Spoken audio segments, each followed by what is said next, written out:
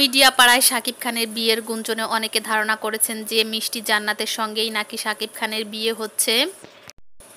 এরই পরিপ্রেক্ষিতে মিষ্টি জান্নাতের সঙ্গে একাধিকবার সাংবাদিকদের সাক্ষাৎকার হয় এবং সাংবাদিকদের সঙ্গে তিনি খোলাসাভাবেই কথা বলেছেন। হ্যাঁও বলেনি, আবার নাও বলেনি। তো তিনি বলেছেন, এবছর বিয়ে না করলেও আমি গত বছর বিয়ে করব। এই নিয়ে জয় বলেছে, মূলত মিষ্টি জান্নাত ভাইরাল হওয়ার জন্যই শাকিব খানের সঙ্গে নাম জড়িয়ে এইসব করে বেড়াচ্ছে।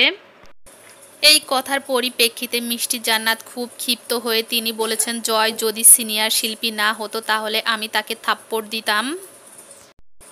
এছাড়া তার কথাবার্তা খুব অশালীন এবং আচরণও অশালীন এবং দৃষ্টিকটু। তিনি বলেছেন যে আমি জয়ের সঙ্গে কয়েকবার টকশোতে গিয়েছি, কিন্তু তিনি এমন ভাব করছেন যে তিনি আমাকে চেনেই না। তবে এই কথার জবাব দিয়েছে তমা মির্জা। তিনি বলেছেন, মিষ্টি জান্নাত মূলত ভাইরাল হওয়ার জন্যই এসব করে বেড়াচ্ছে। এছাড়া একজন সিনিয়র অভিনেত্রী এবং শিল্পীকে তিনি এভাবে বলতে পারে না। এ নিয়ে মূলত মিডিয়া পাড়া সরগরম হয়েছে। এ নিয়ে আপনাদের কোনো বক্তব্য থাকলে অবশ্যই কমেন্টে জানাবেন।